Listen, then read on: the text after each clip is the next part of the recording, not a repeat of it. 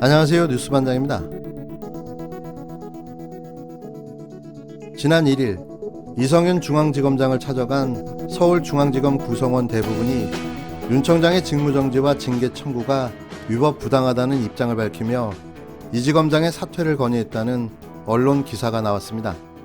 당시 이 지검장을 찾아간 검사는 서울중앙지검 이욱준 1차장 검사, 최성필 2차장 검사, 구자연 3차장 검사, 형진이 4차장 검사와 박세현 전문 공보관 등인 것으로 확인됐는데요.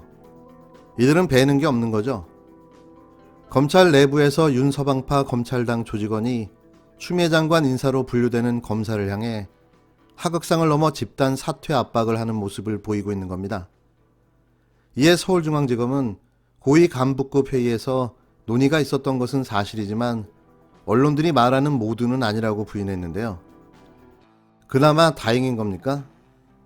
윤서방파 안에서도 정의로운 검사가 있을 테니 모두 다 싸잡아 말하기엔 다소 무리가 있는 거죠.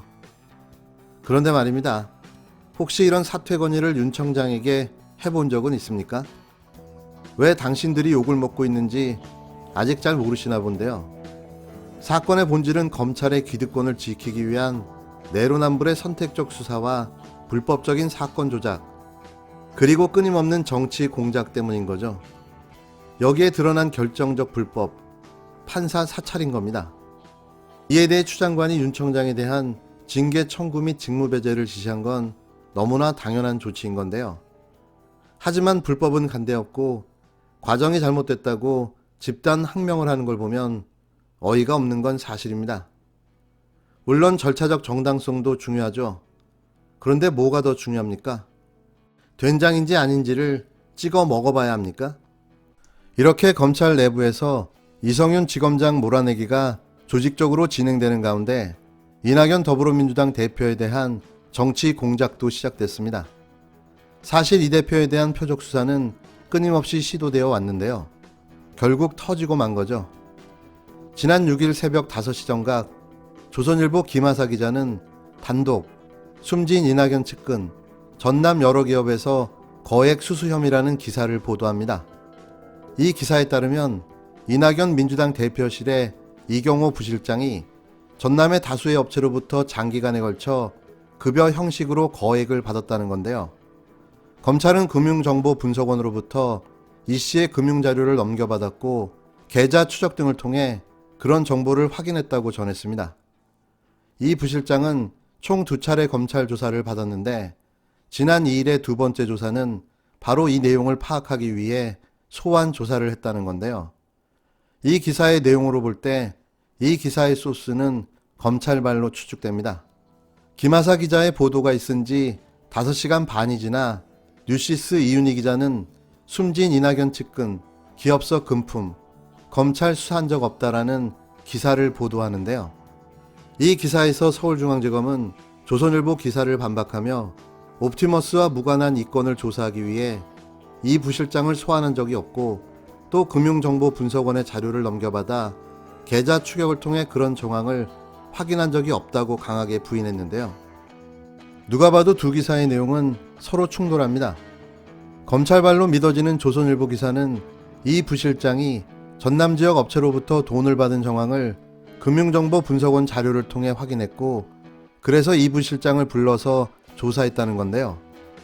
반면 뉴시스 기사에 등장한 서울중앙지검은 최초 조선일보 기사 내용을 전면 부인하고 있습니다. 따라서 적어도 둘 중 하나는 거짓말을 하고 있는 셈인데요. 그런 것이 아니라면 검찰이 익명으로 내용을 흘리고 실명으로 이를 반박하는 술법을 썼다고 볼 수밖에는 없는 거죠. 한마디로 검찰의 생쇼를 우리가 지켜보고 있는 셈인 겁니다. 그런데 뉴시스 기사에서 특별히 눈여겨볼 대목이 하나 있는데요.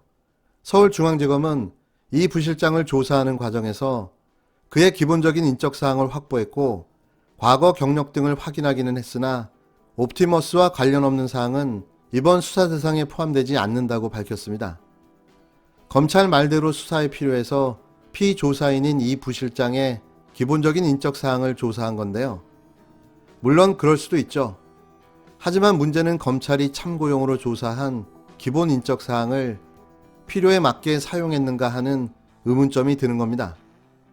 목적을 위해 수단과 방법을 가리지 않는 그간의 검찰의 행태로 봤을 때 과연 이 조사 자료를 별건의 용도로 활용했을 가능성이 커 보였기 때문입니다.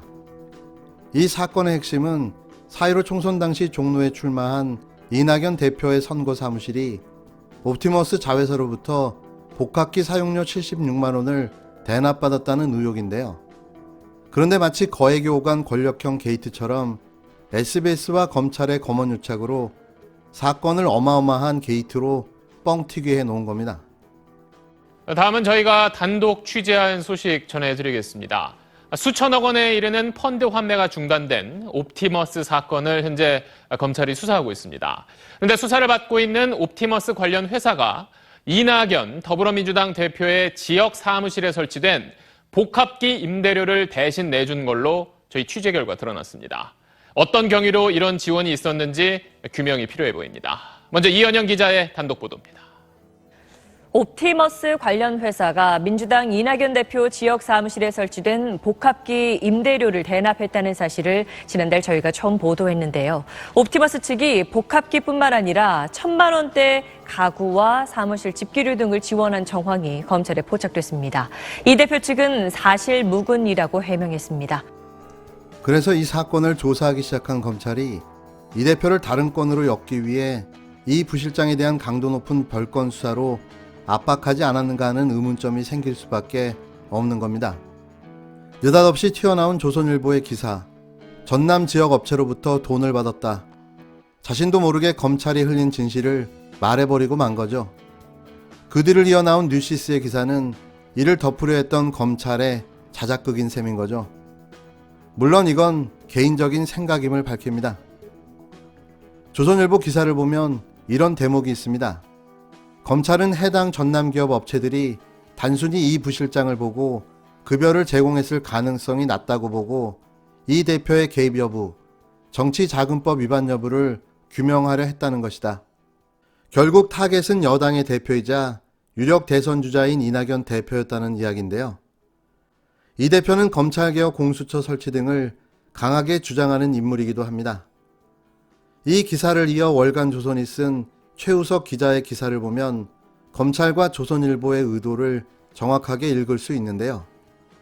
이 대표는 개입 여부를 떠나 이 실장은 이렇게 받은 자금을 전부는 아니지만 상당액을 이 대표를 위해 썼을 수도 있다. 완벽한 확증 편향으로 기사의 의도를 몰고 나가 마침내 이 대표를 금품 수수의 공범이라고 끝을 맺습니다.